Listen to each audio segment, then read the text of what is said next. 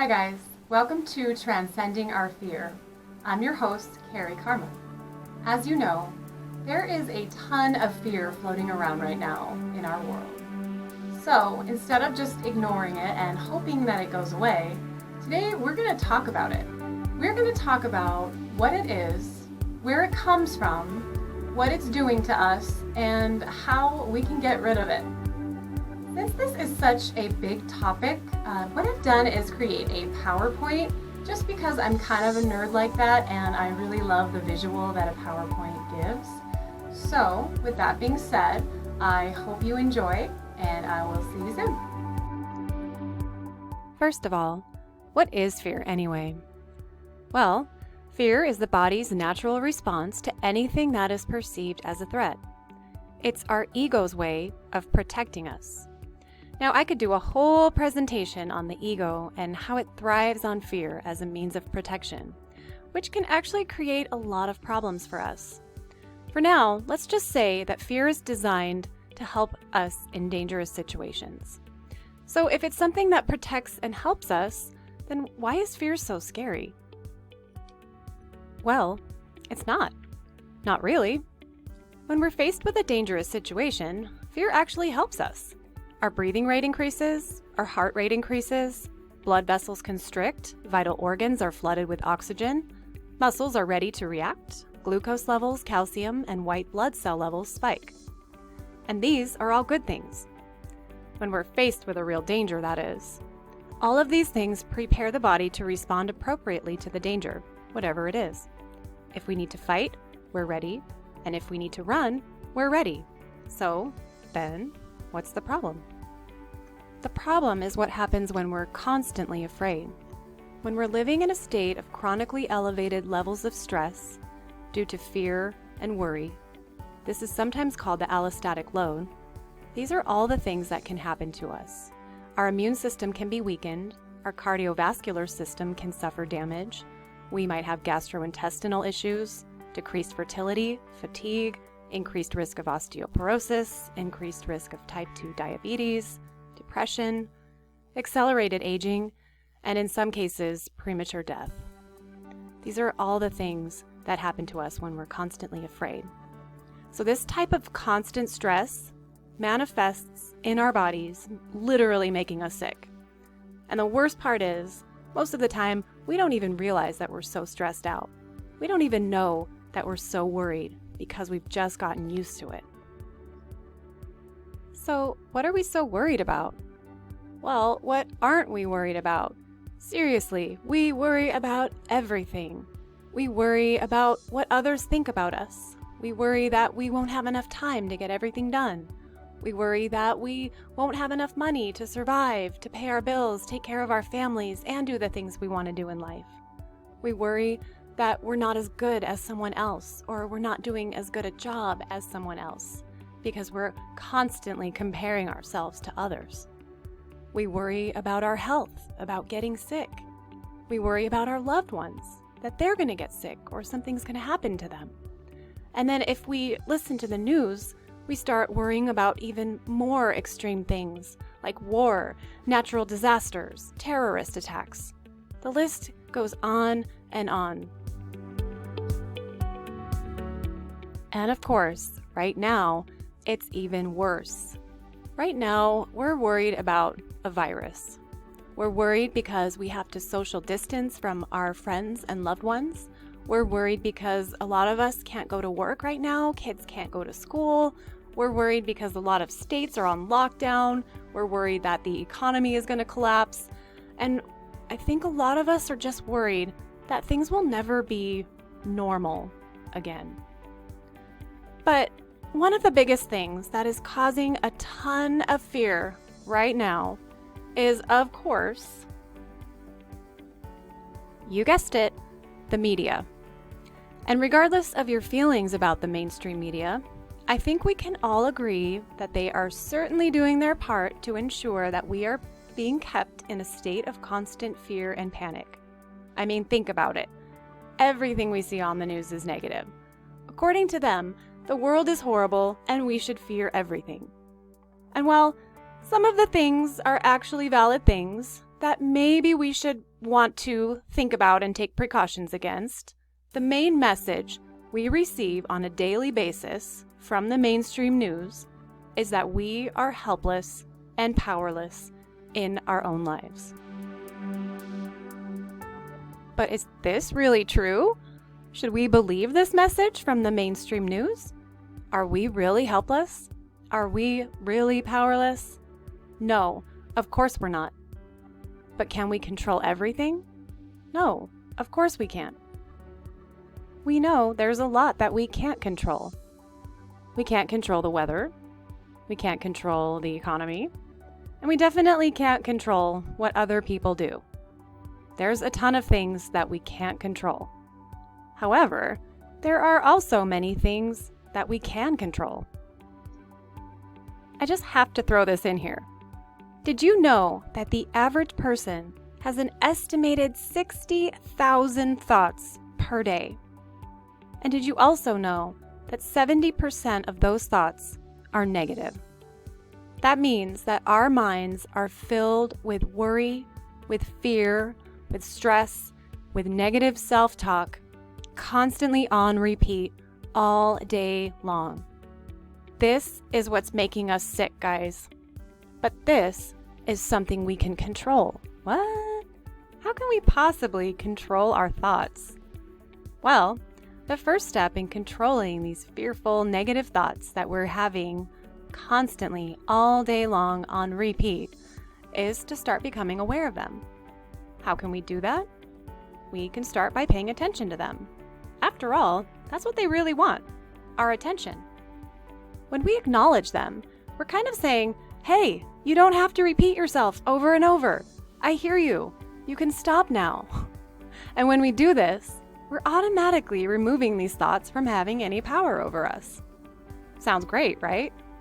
But you might be thinking, if I'm having 60,000 thoughts per day, how can I possibly pay attention to all of them? Well, you can't. And the good news is, you don't have to. You just have to start with one. Remember, these thoughts are on repeat. So just one thought could actually be a large portion of that 60,000 that you're having. So how do we begin to pay attention? Well, it's all about mindfulness and intention. In a few minutes, we'll talk about some practices like meditation that can increase our mindfulness and allow us to start paying attention to our thoughts. An intention just means we're setting a purpose for doing this. Our intention is to stop letting our thoughts control us so that we can stop living in fear and anxiety.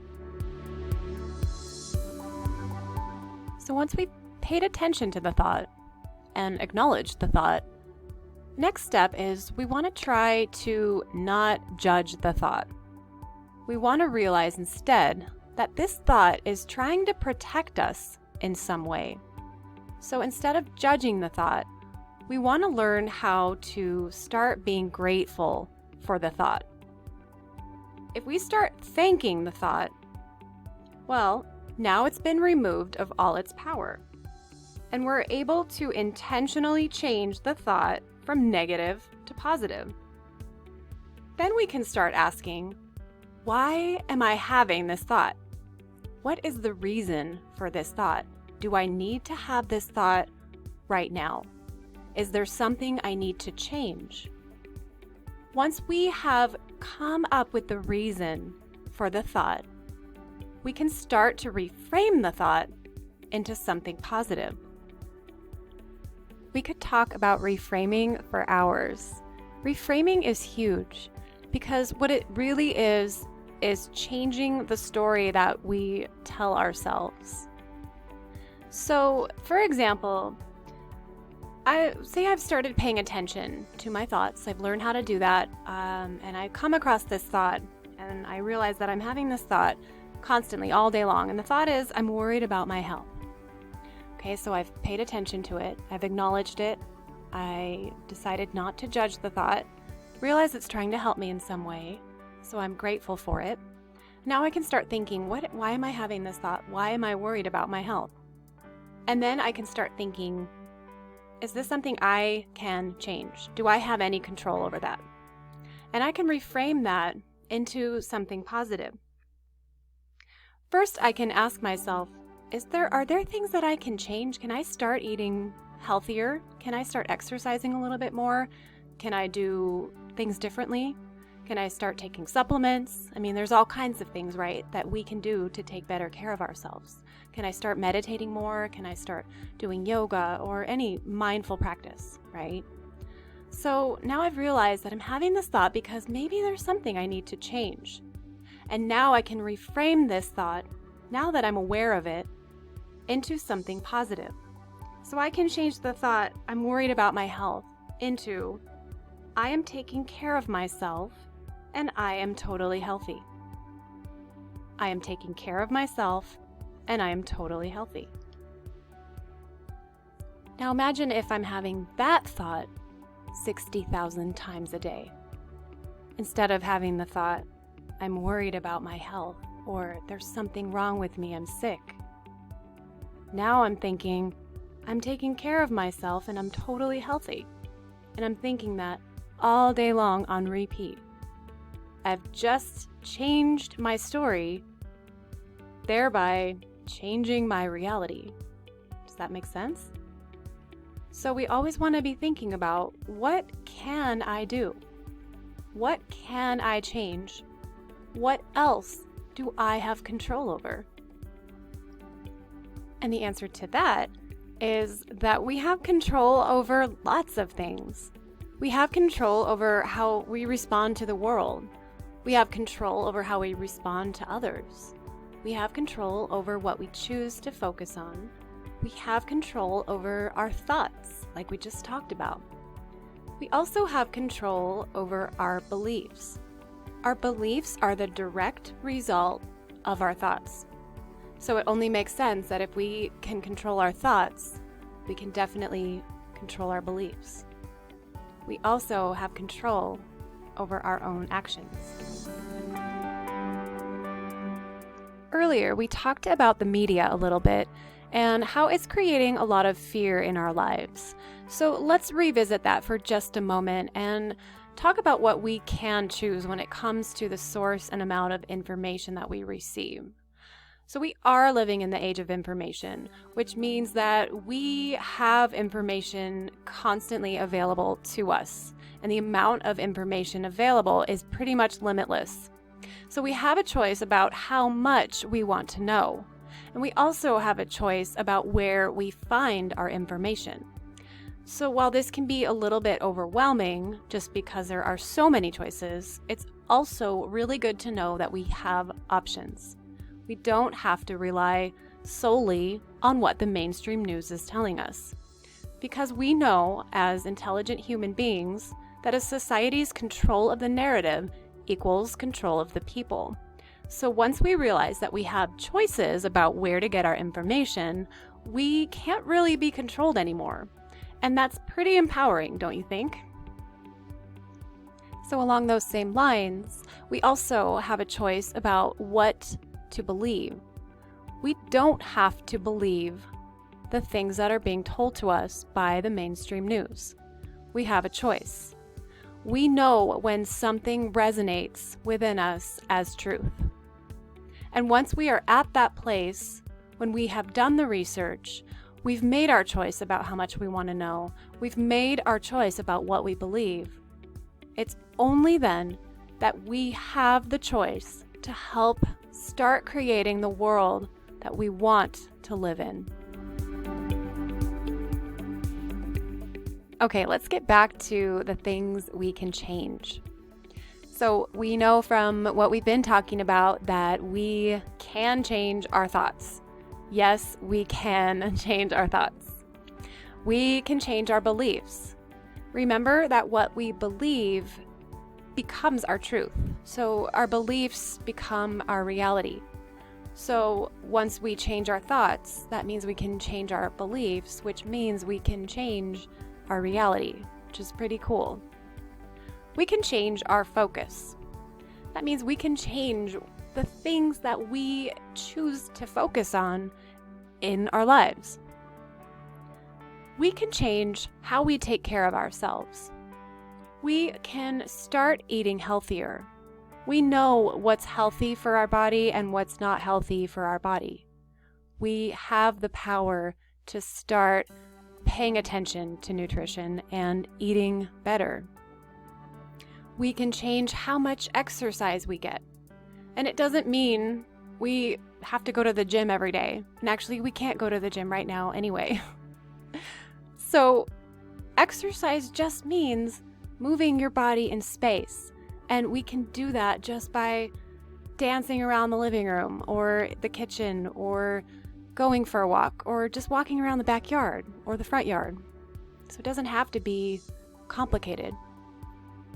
We can start to practice gratitude.